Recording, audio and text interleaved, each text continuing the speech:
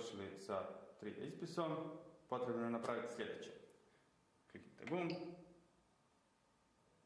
napravite preheat, kako bi se glava zagrijala na potrebnu temperaturu. Nakon što je glava zagrijana na potrebnu temperaturu, potrebno je ukloniti filament iz glave pisača. Napravit ćemo to na sljedeći način. Pritisnemo gumb, dođete na opciju Unload filament.